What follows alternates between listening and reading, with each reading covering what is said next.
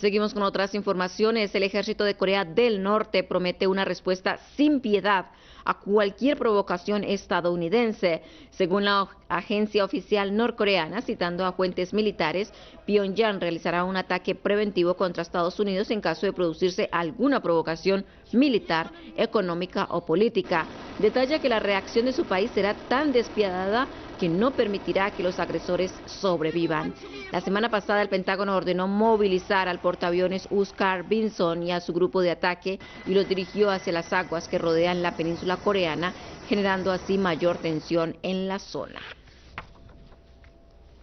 Transcurren los primeros 100 días de Donald Trump en la Casa Blanca, pero no todo es como el magnate prometió. Sobre esto nos amplía la información nuestro corresponsal en la ciudad de Miami, Marcelo Sánchez.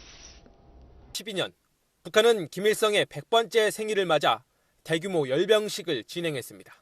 김정일 동지의 유언을 받들어 조국과 혁명 앞에 지닌 책임을 다할 것입니다. 김일성 생일 95주년이었던 지난 2007년에는 북한이 자랑하는 집단체조 아리랑 공연을 시작으로 김일성화 축전과 불꽃놀이 등을 이어갔습니다. 5년 단위로 꺾어지는 해를 정주년으로 중시하는 북한은 105주년인 올해에도 대규모 축하 행사를 벌일 것으로 보입니다. 김일성 광장 앞에서 수많은 군중들이 행진 연습을 하는 모습이 포착됐고 지난 13일에는 외신들을 불러놓고 여명거리 준공식을 여는 등 축제 분위기를 띄우고 있습니다. 태양절을 더욱 환희롭게 장식하는 경축의 축포성입니다. 4월 25일 인민군 창건 85주년을 앞두고 대규모 열병식을 준비하는 정황도 속속 포착되고 있습니다. 특히 올해 열병식은 미국의 북한 폭격설 등에 대항하는 차원에서 역대 최대 규모로 치러질 것이란 관측이 높습니다. 자신들의 핵 미사일 전력을 과시하기 위해 미국 본토를 겨냥한 신형 대륙간 탄도미사일 모형을 공개할 가능성도 있습니다.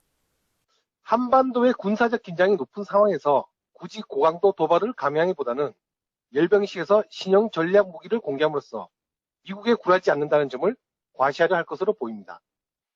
북한의 핵실험이 임박했다는 전망과 함께 미국의 경고가 계속되고 있는 가운데 김일성 생일기념 행사를 치른 북한이 실제 도발에 나설지 이목이 집중되고 있습니다.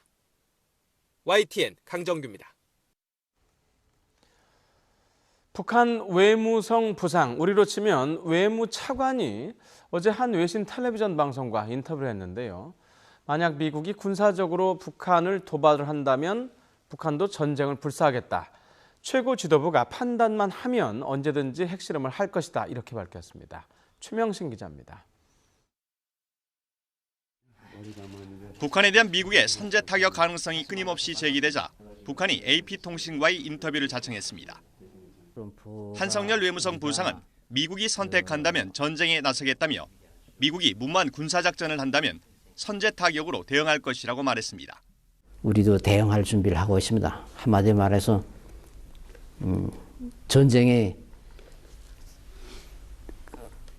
전쟁으로 대답할 것입니다. 전쟁도 불사하겠다는 입장입니다. 그러면서 이미 강력한 핵 억지력을 보유하고 있는 만큼 탈장을 끼고 있지만은 않을 것이라고 주장했습니다. 또 핵무기 개발 프로그램을 계속하겠다며 김정은이 원할 때 언제든 6차 핵실험을 하겠다고 위협했습니다. 최고 지도부에서 결심하는 때에 또 결심하는 장소에서 핵시험이 있게 될 것입니다. 한 부상은 또 트럼프 행정부를 역대 최악이라고 비난하고 문제를 일으키고 만드는 것은 북한이 아니라 미국이라고 주장했습니다. 이번 인터뷰는 북한이 김일성 전 주석의 생일인 태양절에 맞춰 6차 핵실험을 감행할 수 있다는 분석이 제기되는 가운데 이루어졌습니다. 미국의 북한 전문 웹사이트인 38로스는 앞서 지난 10일 풍계리 핵시설의 위성 사진을 분석한 결과 핵실험 준비가 완료된 것으로 보인다고 밝혔습니다. MBC 방송 등 미국 언론들은 미 고위 정보 당국자의 말을 인용해 북한이 핵실험을 진행하려 한다는 확신이 들 경우 미국이 선제 타격을 가할 준비가 돼 있다고 전했습니다. 하지만 선제 타격 시 더 큰 분쟁과 위험을 초래할 수 있다는 점에서 가능성은 낮은 상태라고 분석했습니다. YTN 최명신입니다. 외무성 부상에 이어서 인민군 총참모부는 좀 더 강한 얘기를 했는데요. 북한의 인민군 총참모부는 대변인 성명을 통해서 최근 군사적 압박에 반발해서 선제 타격까지 언급하면서 오산과 군산, 평택 등 미군 기지와 청와대는 단 몇 분이면 초토화된다고 주장했습니다. 이 성명은 또 트럼프 행정부의 군사적 도발의 광기가 위험천만한 단계로 치달았다면서 미국의 정치, 경제, 군사적인 도발 책동을 초강경 대응으로 철저하게 짓부숴 버릴 것이라고 주장했습니다. 북한이 언제라도 6차 핵실험을 감행할 것이라는 한성열 북한 외무성 부상의 발언에 대해서 우리 외교부가 강력한 징벌 조치가 있을 것이라고 경고했습니다. 당국자는 북한이 고강도 전략 도발을 감행한다면 우리 정부는 북한 정권이 감내하기 어려운 강력한 징벌적인 조치를 부과할 것이라고 말했습니다. 이 당국자는 북한 외무성 부상이 핵실험 발언으로 전 세계를 상대로 위협을 했다면서 이것은 북한 정권의 호전성을 적나라하게 드러낸 것이라고 강조했습니다. 우리 군은요, 갈수록 고도화되고 있는 북한의 핵과 미사일 위협에 대비해서 이른바 한국형 삼축 체계를 구축하고 있는데요. 구축 시기를 2020년대 초반으로 단축하기로 했습니다. 이것을 위해서 내년부터 5년 동안 238조 원가량의 국방 예산이 투입됩니다. 김주환 기자입니다. 북한의 대량 살상무기 공격에 앞서 공격 징후를 미리 탐지해 공격하는 킬체인 수단이 대폭 강화됩니다. 이를 위해 오는 2022년까지 5기의 대북 정밀감시용 국산 정찰 위성을 도입할 예정인데 그 사이 공백을 메우기 위해 24시간 감시가 가능한 정찰 위성을 임대하기로 했습니다. 영상 이외에 신호 수집도 가능한 고고도 무인 정찰기인 글로벌 호크도 조기에 도입하기로 했습니다. 500km 떨어진 적의 목표물을 정확히 타격할 수 있는 타우루스 등 정밀 타격 무기도 더욱 보강할 예정입니다.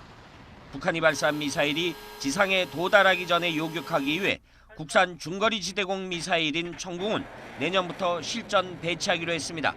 이미 배치된 패트리엇2 미사일도 고도 30-40km에 이르는 패트리엇3로 교체하기로 했습니다. 북한의 전쟁주의부를 직접 겨냥한 대량 응징보복 수단도 크게 향상됩니다. 특수작전부대의 은밀한 작전 수행을 위해 미국의 최첨단 스텔스 헬기로 알려진 사일런트 호크 등을 도입한다는 방침입니다. 우리 군은 이러한 방위력 증강에 78조 2천억, 그리고 전력 운용에 160조 원 등 모두 238조 2천억 원이 소요될 것으로 판단하고 있습니다. 국방부는 이 같은 내용의 2022년까지의 국방 중기계획을 수립하고 국회에 보고했습니다. YTN 김주환입니다. 중국 국제항공은 다음 주 월요일부터 베이징 평양 노선을 잠정적으로 중단한다고 중국의 관영 CCTV가 어제자로 보도했습니다. CCTV는 노선 중단 원인에 대해서 승객 부족 등을 언급했지만은 사실상 북한의 추가 도발을 막으려는 의도로 풀이되고 있습니다. 중국의 대북 압박 조치는 지난 2월 북한산 석탄 수입을 중단한 이후에 처음인데요. 이번 조치에 따라서 평양행 노선을 운항하는 항공사는 북한의 고려 항공만 남게 됩니다.